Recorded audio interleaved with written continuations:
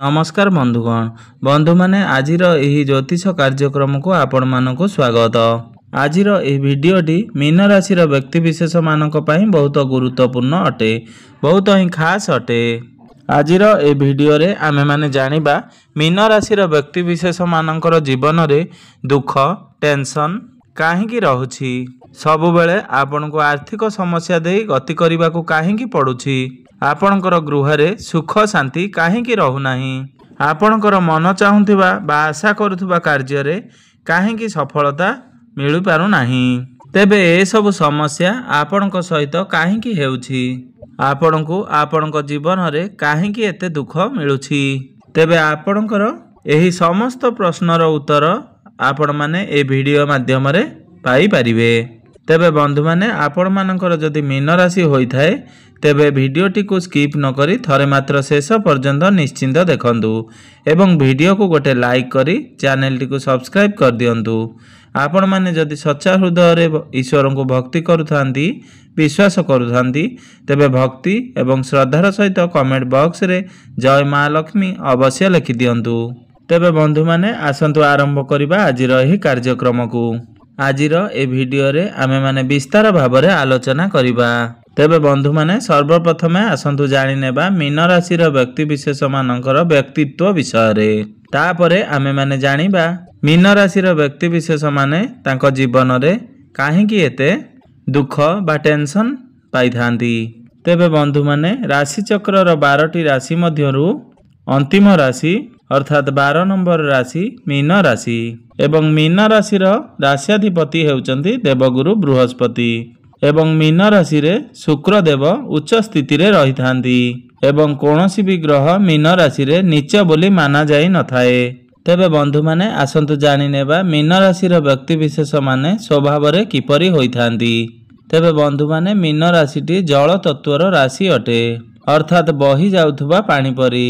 तांको भितरे कोनोसी भी कथा अधिक समय पर्यंत रही न थाए। से माने जहा को भी जहा कही थांती बा सामना वाला को जहा भी किछि कही थांती किछि समय परे ताहा भूली जाई थांती एवं जदि से रागी थांती किछि समय परे तांको राग को से माने भूली जाई थांती। से मानको मन रे छंद कपट बा छल किछि न थाए। से माने जदि कोनोसी कथा काली करिबा पई कही थांती काली हेबा परे से माने से कथा को पासोरी जाई थांती। कोनोसी कथा को से बहुत जल्दी सीरियस नहीं न थांती, मात्र जेते बेले से कोनोसी कथा को सीरियसली नहीं थांती सेते बेले से अधिक कथाटी को सीरियसली नहीं जाई थांती। मीन राशि व्यक्ति विशेष माने बहुत भल स्वभावर अटंती, बहुत शांत शिष्ट सरल मनीष मान होई थांती एवं जेहेतु मीन राशि राश्याधिपति देवगुरु बृहस्पति तो सही कारणरू एही व्यक्ति विशेष माने बहुत ज्ञानी अटंती एवं अन्य मानकु ज्ञान बांटिबारे तत्पर रही थांती। हृदयरू एमाने बहुत कोमल अटंती, दयालु स्वभावर अटंती, एमाने बहुत सचोट होई थांती, एमाने बहुत कला प्रिय नृत्य एवं संगीत प्रिय से सबुरे एमानकर अधिक रुचि रही थाए। लॉन्ग ट्रैवल एमानकु बहुत पसंद रही थाए। एमानकु सी बीच हिल स्टेशन आदि बुलिबा पई एमानकु बहुत रुचि रही थाए। निज लाइफ को एमाने बहुत भल भाव रे उपभोग करिया पई पसंद करि थांती एवं मीन राशि रे जेहेतु शुक्र देव उच्च स्थिति रे रहंती तो सेमानकु डेकोरेशन बहुत अधिक पसंद रही थाए। आउ गोटिए कथा से निजको बहुत भल भाव रे सजेई हेबा एवं ब्रांडेड जिनिस परिधान करिबा एवं निजको सर्वदा सजेई रखिबाकू बहुत पसंद रखी थांती। तेबे बंधु माने एबे आसंतु जानि नेबा केउ राशि मानक ठारू आपण माने दूरता रक्षा करिबा उचित, जेउ राशि मानक सहित आपणकर तालमेल भल रहे नाही एवं भविष्यत रे सेही राशि मानक ठारू आपणकु विश्वासघातकता मिली थाए। सेही राशि एवं आपणक राशि मध्य रे सर्वदा वैचारिक मतभेद लागी रही थाए। तेबे सेही राशि मध्य रे वृष राशि मिथुन राशि एवं कुंभ राशि विशेषकर वृष एवं मिथुन राशि ठारू आपण अधिक दूरता बनाई रखिबा उचित, कारण एमानक ठारू आपणकर तालमेल भल रहिबो नाही। ଆପଣଙ୍କର ସର୍ବଦା ମତଭେଦ ଦେଖାଦେବ। ଏମାନଙ୍କ ଉପରେ ଆପଣ ଯଦି ଦରକାର ଠାରୁ ଅଧିକ ବିଶ୍ୱାସ କରନ୍ତି ତାହେଲେ ନିଶ୍ଚିନ୍ତ ଭାବରେ ଆପଣଙ୍କୁ ବିଶ୍ୱାସଘାତକତା ମିଳିଥାଏ। ତ ବିଶେଷ କରି ଏହି ରାଶିମାନଙ୍କ ଉପରେ ଆପଣ ଦେଖି ଚାହିଁ ବିଶ୍ୱାସ କରିବା ଉଚିତ।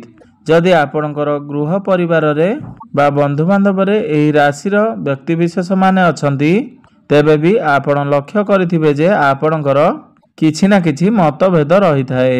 ଯାହା ଆପଣ କରିଥାନ୍ତି ସେମାନଙ୍କର ପସନ୍ଦ ହୋଇନଥାଏ ଏବଂ ଯାହା ସେମାନେ କରିଥାନ୍ତି ଆପଣଙ୍କର ପସନ୍ଦ ହୋଇନଥାଏ।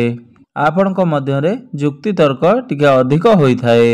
ତ ମୋଟାମୋଟି ଭାବରେ କହିବାକୁ ଗଲେ ଏହି ରାଶିମାନଙ୍କର ସହିତ ଆପଣଙ୍କର ଲଙ୍ଗ ରିଲେସନ୍ ରହିବା ସେତେଟା ସମ୍ଭବ ହୋଇନଥାଏ ଏବଂ ଏହି ରାଶିର ବ୍ୟକ୍ତିବିଶେଷ ମାନଙ୍କ ସହିତ ସେତେଟା ଭଲ ଆଟାଚମେଣ୍ଟ ରହିନଥାଏ।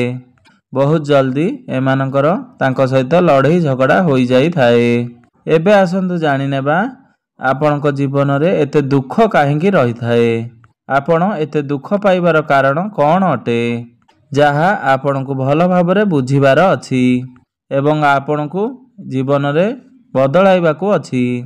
ତ ସର୍ବପ୍ରଥମ କାରଣ ହେଉଛି ମୀନ ରାଶିର ବ୍ୟକ୍ତିବିଶେଷ ମାନେ ସମସ୍ତଙ୍କ ସହିତ ଆଟାଚ୍ ହୋଇ ଯାଇଥାନ୍ତି। ନିଜର ଫିଲିଂସକୁ ସମସ୍ତଙ୍କୁ କହିଦେଇଥାନ୍ତି। କିଛି ବି ସେମାନେ ସିକ୍ରେଟ୍ ରଖିନଥାନ୍ତି ଏବଂ ବହୁତ ଜଲ୍ଦି ସେ କୌଣସି ଜିନିଷକୁ ସିରିୟସ୍ ନେଇକି ହୁଅନ୍ତି ନାହିଁ ଏବଂ ଯେଉଁ କଥାକୁ ସିରିୟସ୍ ନିଅନ୍ତି ବହୁତ ଅଧିକ ସିରିୟସ୍ ହୋଇଯାଇଥାନ୍ତି ଏବଂ ସମୟ ଆସିବା ବେଳକୁ ଏଇମାନଙ୍କର ବହୁତ ଅସୁବିଧା ହୋଇଥାଏ ଏବଂ ସେମାନଙ୍କୁ ସମସ୍ୟାର ସାମ୍ନା କରିବାକୁ ପଡ଼ିଥାଏ।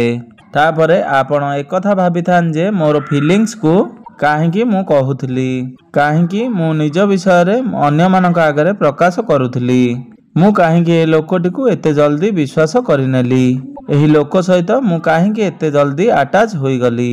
ତ ଶେଷରେ ଆପଣଙ୍କୁ ହିଁ ଏହି ସମସ୍ୟାର ସମ୍ମୁଖୀନ ହେବାକୁ ପଡ଼ିଥାଏ। ଦ୍ୱିତୀୟ କାରଣଟି ହେଉଛି ମୀନ ରାଶିର ବ୍ୟକ୍ତିବିଶେଷ ମାନେ ବହୁତ ସଚ୍ଚୋଟ ହୋଇଥାନ୍ତି, ହୃଦୟରୁ ବହୁତ ଭଲ ହୋଇଥାନ୍ତି। ମାତ୍ର ଆପଣମାନେ ଜାଣନ୍ତି ଯେ ସବୁଠାରୁ ଅତି ଜିନିଷଟି ଇତି ହୋଇଥାଏ। ଯାହାଫଳରେ ଆପଣ ଯେତେ ଅଧିକ ସଚ୍ଚୋଟ ରହିଥାନ୍ତି, ଯେତେ ଅଧିକ ଆପଣ ସମସ୍ତଙ୍କ ସହିତ ଆଟାଚ୍ ହୋଇଯାଇଥାନ୍ତି ସାମ୍ନାବାଲା ଏହାର ଫାଇଦା ଉଠାଇଥାଏ। କହିବାର ଅର୍ଥ ହେଉଛି ଯେ ଆପଣ ସଚ୍ଚୋଟ ରୁହନ୍ତୁ, ଭଲ କର୍ମ କରନ୍ତୁ, ମାତ୍ର ସବୁବେଳେ ଆପଣ ସାମ୍ନାବାଲାକୁ ଆଖି ବୁଜି ବିଶ୍ୱାସ କରନ୍ତୁ ନାହିଁ। କାରଣ ପ୍ରତ୍ୟେକ ବ୍ୟକ୍ତି ବିଶ୍ୱାସର ଯୋଗ୍ୟ ହୋଇନଥାନ୍ତି। କାରଣ କୌଣସି ବ୍ୟକ୍ତିଙ୍କୁ ଅଧିକ ବିଶ୍ୱାସ କରିବା ଦ୍ୱାରା ପରିଶେଷରେ ଆପଣଙ୍କୁ ହିଁ ସମସ୍ୟାର ସାମ୍ନା କରିବାକୁ ପଡ଼ିଥାଏ।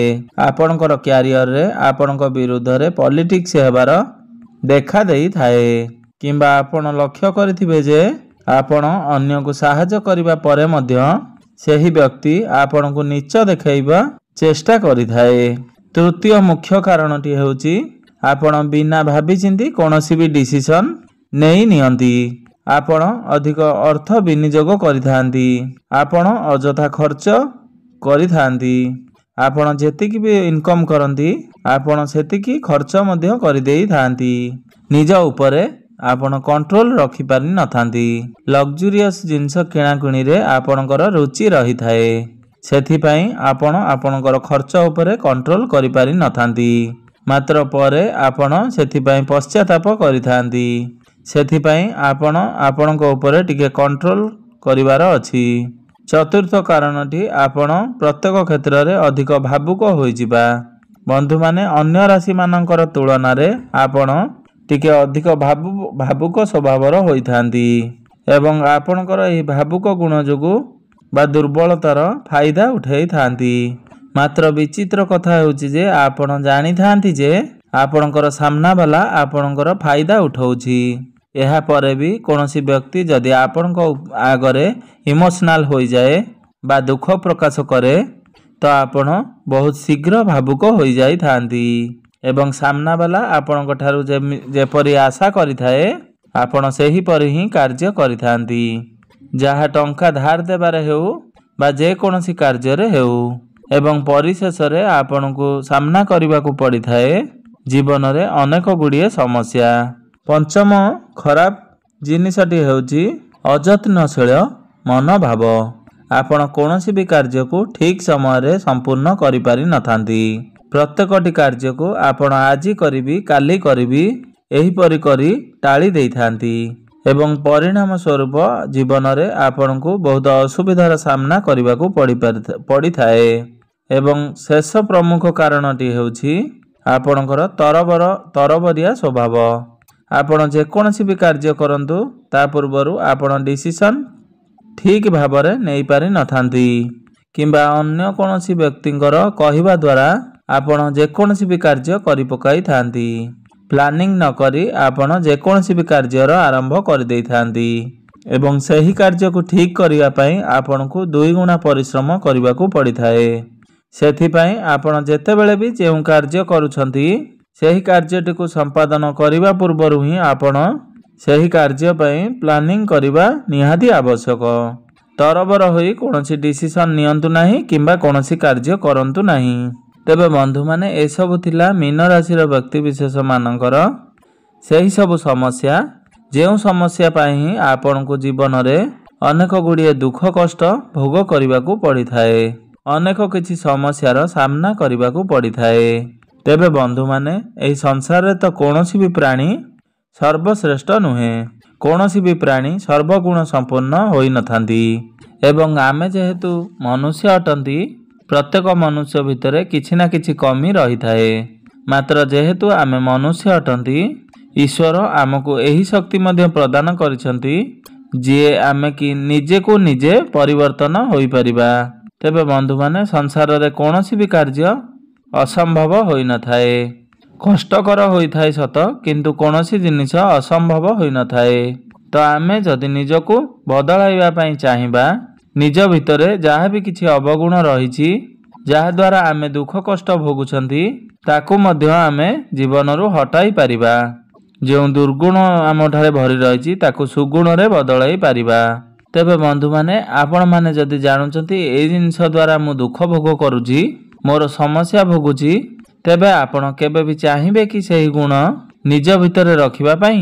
ନିଶ୍ଚିତ ଭାବରେ ଆପଣମାନେ ଚାହିଁବେ ସେହି ଗୁଣକୁ ବଦଳାଇବା ପାଇଁ। କାରଣ ଶ୍ରୀମଦ୍ ଭଗବତ ଗୀତାରେ ପ୍ରଭୁ ଶ୍ରୀକୃଷ୍ଣ କହିଛନ୍ତି ଯେ ମନୁଷ୍ୟ ନିଜର କର୍ମ ଆଧାରରେ ହିଁ ନିଜର ଭାଗ୍ୟ ଗଠନ କରିଥାଏ। ତ ଆମେ ଯେଉଁଭଳି କାର୍ଯ୍ୟ କରିବା, ଏହି କାର୍ଯ୍ୟର ଆଧାରରେ ହିଁ ଭବିଷ୍ୟତ ନିର୍ଣ୍ଣୟ ହେବ। ତ ଆପଣ ଯେଉଁଭଳି କାର୍ଯ୍ୟ କରିବେ, ଆପଣଙ୍କର କାର୍ଯ୍ୟ ଆଧାରରେ ହିଁ ଆପଣଙ୍କର ଭବିଷ୍ୟତ ନିର୍ମିତ ହେବ।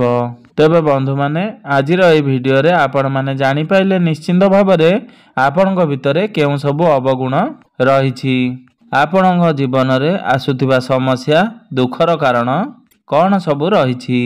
ତ ଆପଣ ଯଦି ନିଜକୁ ନିଜେ ବଦଳାଇବା ପାଇଁ ଚାହାନ୍ତି ଏବଂ ସେହି ସବୁ ବଦଗୁଣକୁ ଆପଣଙ୍କ ଭିତରେ ବାହାର କରିଦେବା ପାଇଁ ଚାହାନ୍ତି, ତ ଆପଣ ନିଜ ଜୀବନରେ ଏକ ସଫଳ ବ୍ୟକ୍ତି ହେବାରେ ଆପଣଙ୍କୁ କେହି ବି ଅଟକାଇ ପାରିବେ ନାହିଁ।